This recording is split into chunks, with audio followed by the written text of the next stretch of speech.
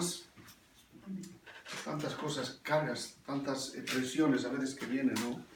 Aún en la misión, cuando uno tiene un puesto de responsabilidad, si envían a un misionero, no sé si hablaba con Ernesto también de esto, a veces hay una presión sobre la gente que está en el trabajo y nosotros tenemos siempre que cuidar y saber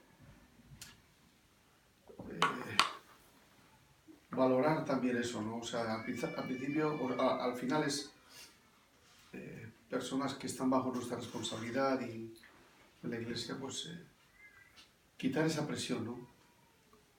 Cada persona pasa por un mundo y situaciones que... Una profesora que tuvimos nosotros muy buena, Amelia, ya partió con el Señor. Ella era de Nuevo México. Y la hermana siempre nos decía, uy, orar por mí, porque cuando voy a las iglesias, las que me apoyan, siempre ellos están esperando historias y mis historias no son espectaculares. Yo no soy como un evangelista que puede contar ahí. Yo voy, pero el trabajo que hacía esa hermana era como, se suele decir, hay un dicho que dice, mucho ruido y pocas nueces. Pues la hermana era muchas nueces y poco ruido, pero era una mujer de Dios, ¿no? Siempre con poca gente en la clase, pero siempre de ahí salió mucha gente que fue y es de mucha bendición, ¿no? Entonces siempre estaba con esa carga ahí, que entiendan, ¿no? Entonces, la obra de Dios es muy amplia, ¿no? Entonces, tenemos a un hermano como Jacobo Bock en Madrid, que él es tremendo, porque él tiene unos testimonios tremendos. Ha pasado por un horno. El año pasado partió su esposa con el Señor. ¿Tú has oído hablar de Kilómetro Cero? Entonces, un ministerio tremendo. Pero claro, ellos están siempre en la calle, entonces hay mucho movimiento. La preocupación también, ¿no? Por una iglesia sana. Oremos y trabajemos por una iglesia sana, ¿no? Donde la gente que venga encuentre esa iglesia, ¿no? que Dios espera, ¿no? Y eso tiene que ver con lo que dije antes de la predicación. Si no es predicación sana, es maltrato, ¿no? Y hay mucha gente que recuperarla luego cuesta. Dios sí ayuda, ¿no? Primera de Juan, capítulo 4, eso sería una manera de ver, como se dice, la prueba del algodón, si es falso o es verdadero uno. Dice, probad, si podemos ir un momento. Primera de Juan. Primera de Juan, capítulo 4. Seguimos un poco el hilo de la hermenéutica todavía, ¿vale? Aunque hemos hablado de Juan, eso sería para ilustrar también el contexto. Recuerden que todo está ubicado en capítulo 6, desde que muchos le seguían hasta que se queda solamente con los apóstoles. Y ahí tendríamos varios... Eso, si queremos construir un mensaje de ahí, yo a veces he usado ese pasaje para hablar de tipo de gente, ¿no? Después de situarme, después de duras esta palabra, dice, había gente que le seguía por interés. Había otros que le seguían sin haberle entregado todo. Porque el último versículo, hemos leído el penúltimo y el antepenúltimo, pero ¿de quién hace referencia el último versículo de Juan 6? ¿De quién le traicionó? Judas. Y había, el caso de Judas es los que siguen a Jesús sin haberle entregado todo. ¿Qué decía Jesús de Judas? ¿Le avisó o no le avisó antes? ¿Qué piensa? Ya antes dice que hurtaba, era ladrón. Judas tenía un problema de corazón fuerte. También Jesús nos avisa, cuando hay cosas que hay que arreglar, siempre está a ver. Por eso, cuando nos entregamos al Señor, tenemos que entregarle todo, ¿no? Y no puede haber cosas ahí ocultas, no puede haber, bueno, eso sí me preocupa. Hago un pequeño paréntesis aquí para hablar de la conversión. Me vino un hermano de Colombia, hermano José, y habíamos orado para hermanos que nos puedan ayudar con la universidad.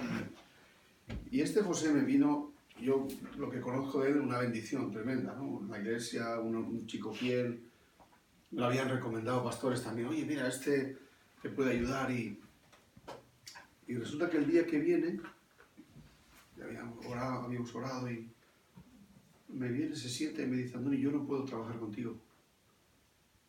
Y digo, ¿y por qué?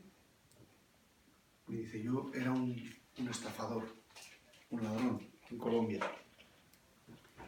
Y me escapé, como el que dice, me fui viviendo allí, me vine a España y en España se convierte. Y se convierte de verdad. Pero ahora el Espíritu Santo, hay que arreglar algo ahí.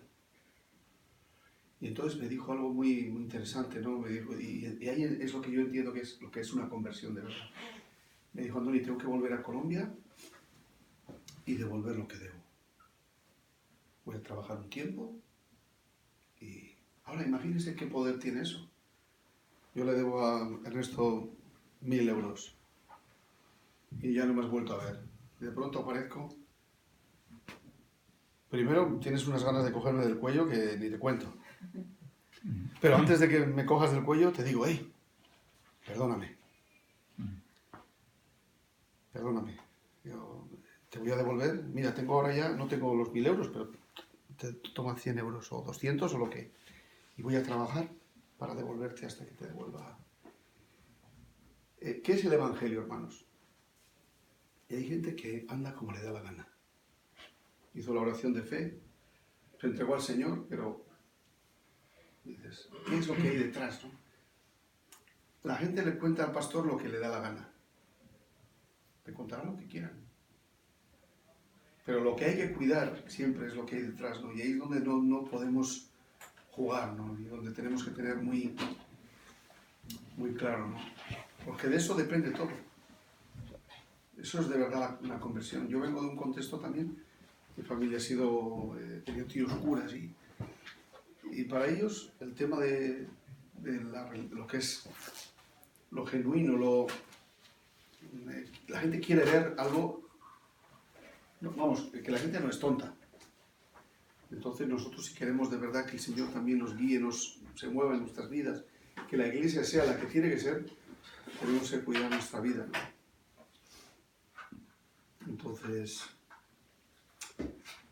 y ahí iría un momento a lo que es un ministerio fructífero, los requisitos.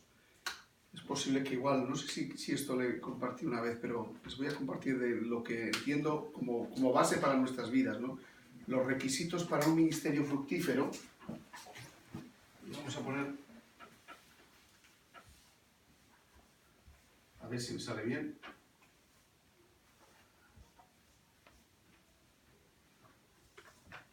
Bueno, vamos a pensar en un árbol. Vale. Coliflor. Una coliflor. Más, parece más una... Un brócoli. Sí, un brócoli. Es un árbol, así hacía eso. Sí, bueno, un árbol muy... No, Ahora, vamos se a lo pintó todo verde, el Salmo 1. Salmo 1. Y esto sería, le pondríamos el título Requisitos para un ministerio fructífero. ¿Vale? ¿Qué? ¿Requisitos para? Un ministerio fructífero. Ahora, no es solamente, bueno, ministerio, para una vida sería realmente, para una vida fructífera. Entonces, ¿dónde se nos habla de un árbol en el Salmo 1? plantado junto a las corrientes de agua. Bienaventurado el varón que no anduvo Entonces, ese sería el versículo 3, ¿no? en tres. ¿Lo podemos leer un momento? Será como árbol plantado junto a corrientes de aguas, que da su fruto en su tiempo, y su hoja no cae, y todo lo que hace prosperará. Ese es el versículo Tres. 3. Pero antes del 3, ¿qué hay? El 1 y el 2. El 1 y el 2. La Entonces, a ver, conversión. ¿cuál es la primera palabra del Salmo 1? La primera de todas. Bienaventurado. Bienaventurado. ¿Dónde más encontramos eso? En el sermón del monte, En el sermón por del ejemplo. monte. Muy bien. ¿Y qué quiere decir bienaventurado? Felices. Dichoso. Ventura. Buena Entonces ventura. ahí ya nos estaba introduciendo algo, ¿no? Dichoso, bienaventurado, Sí. aunque el varón, podríamos hablar, la mujer no entra aquí. Sí. Amén, amén, claro que sí. Ahora, en ese versículo 1 vamos a encontrar 3 casos mencionados. 3. Y los 3 parece que hay una progresión hacia mal, cada vez peor. Pero los 3, recuerden que está bajo esa palabra, bienaventurado. Primero dice el que no anduvo, si los verbos son muy interesantes ahí, en consejo de malos. Ni estuvo En camino en camino de pecadores. Y el tercero es, ni en silla de escarnecedores se ha sentado. El que se ha sentado ya es el que está ya, vamos, como metido totalmente en el fango, ¿no? Ahí estaríamos hablando del pecado. No, primero un consejo, después estuvo en camino, más involucrado, más metido. Y el último en silla de escarnecedores ya se ha sentado. Pero los 3 están bajo esa palabra, ¿no? Y me hizo pensar en esto. Pecado es pecado, hermanos. Entonces, el primer requisito para un ministerio fructífero, el título que puse aquí, es separación. Primero, separación. Si quieres una vida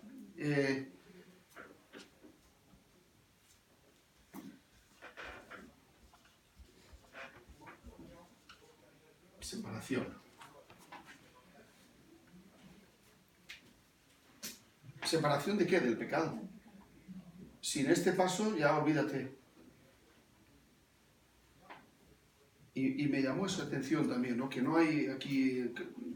Y Dios nos llamó, entendemos eso, ¿no? Nos llamó para Él, para una vida limpia, ¿no? Cuando hablamos de santidad, luego veremos en el Salmo, me gusta ilustrarlo con el árbol, ¿no? ¿Qué es lo más importante del árbol? Las raíces. Las raíces. ¿Y qué es lo que no se ve del árbol?